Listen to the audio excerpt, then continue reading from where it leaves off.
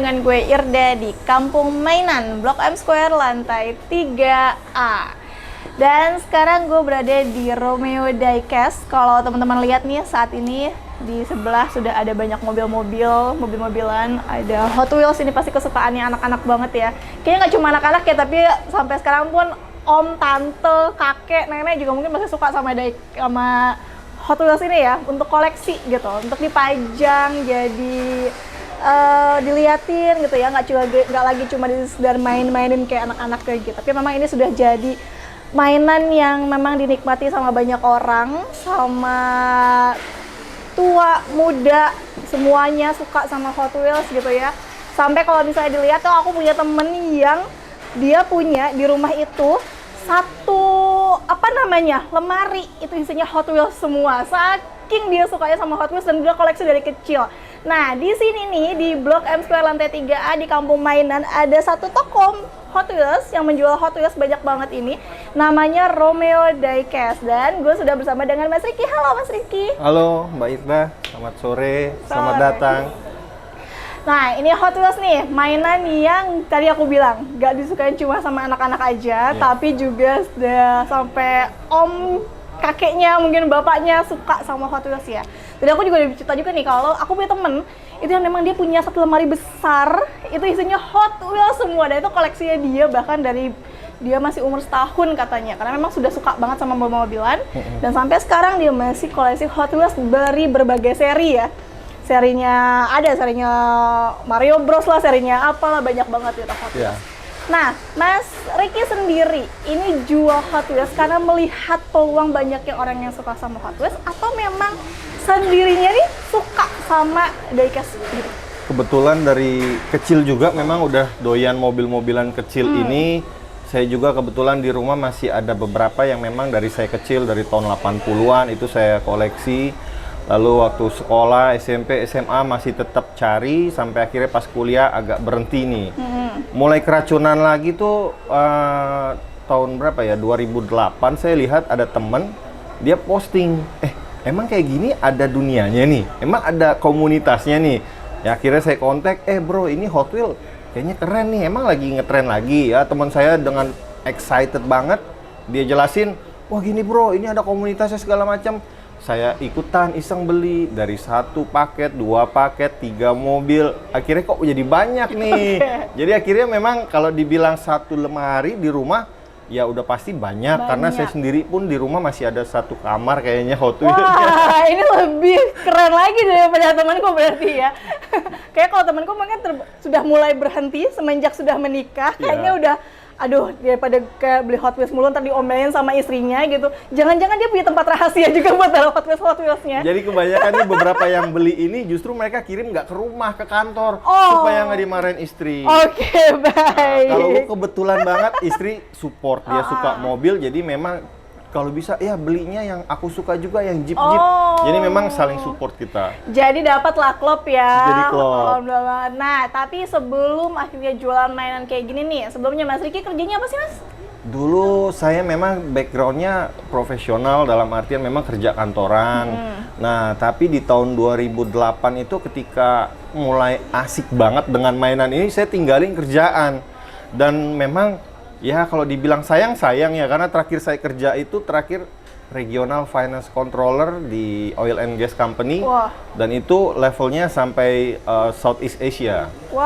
Jadi memang sebuah pekerjaan dengan jabatan bagus, tapi ya memang kayaknya dunia ini udah nggak bisa ditinggalin ya, hobi ya. Boleh di-spill gaji terakhir waktu masih kerja kantoran berapa? Kalau gaji, saya pikir standar oil and gas pada waktu itu juga kebetulan gajinya masih euro, dan itu harus diambil di standar charter. Ya, jadi memang ya cukup lah. Cukup ya. Nah, dengan akhirnya meninggalkan pekerjaan yang bagus itu, yang pasti kayaknya gajinya gede banget ya teman-teman ya. Nah, itu kemudian memutuskan untuk, udah deh gue jualan mainan aja deh gitu kan. Sempat nggak sih ada perasaan kayak ketika biasanya nih dapat setiap bulan gitu kan nominal yang luar biasa, tiba-tiba pastinya ada dong perbedaan ya. Akhirnya hanya dari hasil penjualan mainan. Sempat ada rasa nyesel nggak sih? Dibilang nyesel enggak, karena kebetulan ya namanya rezeki ada aja, kebutuhan selalu tercukupi, tapi kadang lingkungan kurang mendukung. Bahkan bokap gue pernah bilang, cucu gue mau lo kasih makan apa, lo Nah, tinggalin loh. kerjaan. Karena namanya kita jualan ya, Benar. nggak tiap hari rame ya. Betul. Ada naik turunnya, ya memang pada saat itu keputusan saya diambil berdasarkan perhitungan bahwa di titik tersepinya aja masih bisa makan. Oke. Apalagi titik teramainya pada saat jualan, hanya itu aja sih perhitungannya. Kalau mikir panjang, ya enggak sih. Tapi udah sejak tahun berapa nih jualan mainan?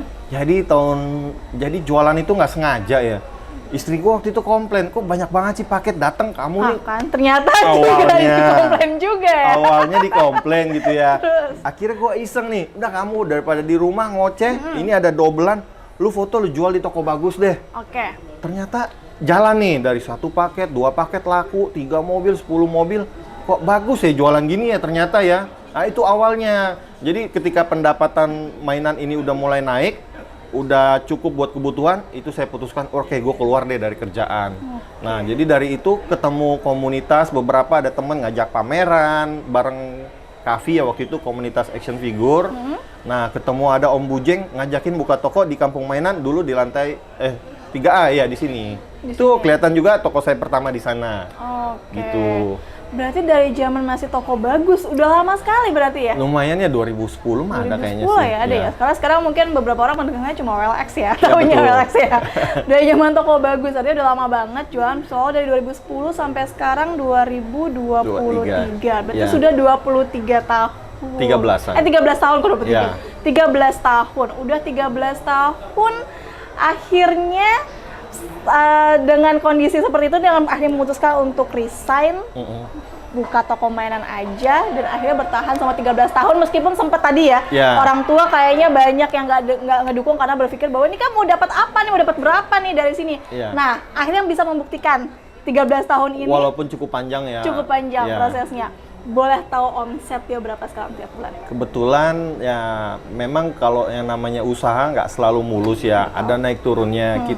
Jadi saya dulu sempat punya beberapa toko juga, kalau nggak salah ada beberapa ya, ada di Senayan Trade Center, di Blok M Square, sempat drop juga di Dharma Wangsa Square, ITC Cempaka Mas, ada dulu Tebet Green sebelum digusur. Oke. Kurang lebih ada 5. Ada 5. Tapi begitu pandemi semua ambruk, tutup. Nah, di pandemi itu online justru yang kenceng, Mbak. Oke. Kita bikin lelang di Facebook, jualan online itu lumayan. Sampai setelah pandemi mendingan, kita udah mulai berkembang lagi.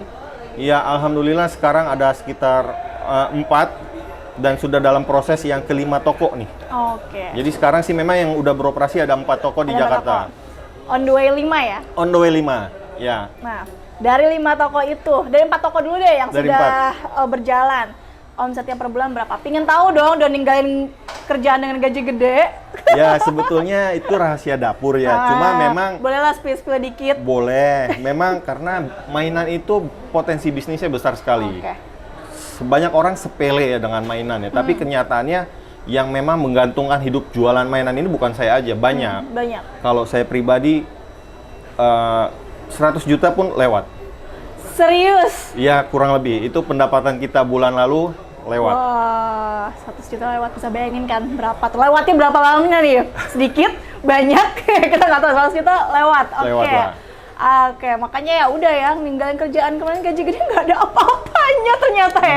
Dan kita kan nggak capek ya, ada SPG yang jaga, benar, kita tinggal benar, kontrol, benar. restock, cari yang lagi happening apa, ya kita cari barangnya, kita jual.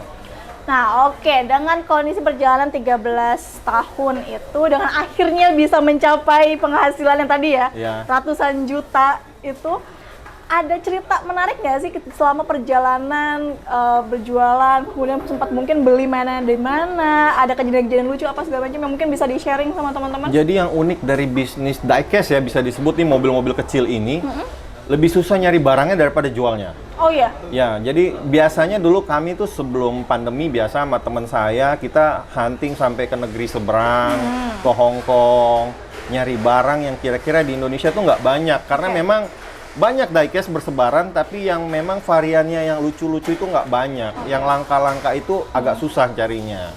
Ya, berapa kali kita nyari sampai ke Hong Kong, nyampe Indonesia itu barang hanya hitungan hari udah laku. Wow, Jadi memang cepet ya? animo masyarakat, kolektor khususnya itu memang tinggi sih. Oke, daripada mereka sendiri yang berangkat ke Hong Kong, ya udah beli aja gitu ya, kita Bisa. aja yang menjual ya gitu. Nah, Ada cerita menarik nggak selama mencari nih hunting mainan yang menurut tadi Bang Mas Riki bilang susah nih sebenarnya nyari hunting Jadi mainan? sempat saya itu di suatu trip waktu ke Hong Kong kita hunting, saking nafsunya ngeliat barang bagus banyak dan bisa dijual lagi harganya, itu kita sampai over budget, sampai kelebihan bagasi karena barangnya banyak sekali yang kita beli. Akhirnya udah di airport kita nggak bisa kirim pakai forwarder. Ya udah akhirnya terpaksa deh ketika customnya bilang ini terlalu banyak, akhirnya saya kasih tuh mainan tuh, saya bagi-bagiin yang ada di sana, banyak yang mungkin sekoper lebih ya. Wah. Itu saya kasih Aduh. this is for you supaya kita bisa pulang dengan kuantiti bagasi yang bisa kita lewat pesawat. Ya udah. Aduh, sayang banget. Koper nggak boleh dijualin aja di sana ya, jual gitu. Karena memang udah Jual pesawat udah mau masuk gitu. Aduh, ya kurang Aduh, lebih. sayang banget ya. Tapi wah ini menarik. Artinya memang kalau di Indonesia sendiri, tadi diecast yang unik-unik itu memang jarang banget ya. Jarang banget. Kalaupun ada mungkin agak mahal. Justru di situ opportunity kita untuk cari cuannya sih.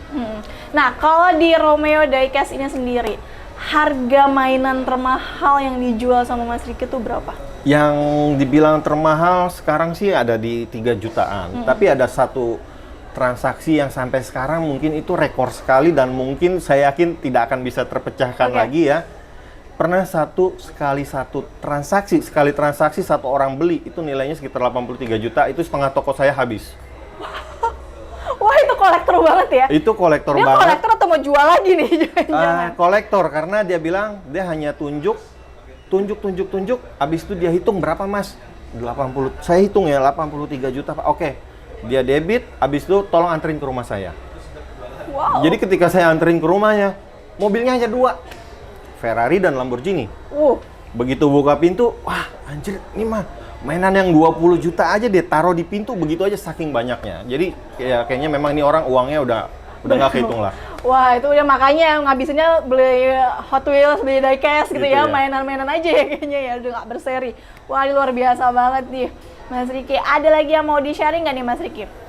Apa ya, dia sebenarnya namanya usaha sih apa aja pasti berhasil, tapi balik lagi mainan ini potensinya besar sekali, asal kita gali pasti berhasil. Asal mau belajar, mau tahu yang bakalan happening apa, yang akan digoreng yang mana, kita tahu arahnya kemana, pasti berhasil sih. Dan kebetulan sekarang ini di Jakarta ada beberapa event organizer yang memang khusus bikin event di mall-mall yang rame tentang mainan ini. Jadi ya kalau mau sukses tinggal ikut aja. Benar. Jadi kalau kita yakin potensinya ada, jual mainan itu justru jadi peluang yang bagus banget. Betul, ya. itu peluang yang bagus banget. Contohnya Mas Riki nih, coba dong bayangin nih resign dari pekerjaan yang kita tahu gajinya ya guys berapa kira-kira minimal, coba sebutin. Sebutin teman-teman, minimal gajinya di oil and gas tuh berapa, kemudian dia tinggalkan begitu saja. Ya ini saya nggak tahu nih perasaan istrinya gimana ketika memutuskan resign. Sempat ada gejolak penolakan nggak sih dari? Dibilang penolakan enggak, karena keluarganya backgroundnya memang usaha wira swasta. Jadi dia sendiri paham baru awal-awal usaha itu tidak akan mudah. Justru saya pikir saya bisa menjadi seperti sekarang ini karena doa dan support dari istri. Betul. Meninggalkan pekerjaan di oil and gas, kemudian jual mainan Hot Wheels nih, diecast yang kita anggap mungkin ya mainan anak-anak gitu ya, ternyata menghasilkan ratusan juta. Wah, luar biasa banget. Terima kasih Mas Rizky atas sharingnya. Terima kasih Mbak sudah datang. Nah, teman-teman jangan lupa ya kalau mau cari mainan yang bagus, mainan yang keren, itu ke Kampung Mainan di Blok M Square lantai 3A. Mau cari Hot Wheels langsung aja datengin Romeo Diecast. Jangan lupa juga nih kalau mau ikut sama Mas Riki buat hunting-hunting mainan, tadi kemana? Ke Hong Kong lewat Visitors ya, Travel Visitors. Oke, Irda pamit, bye!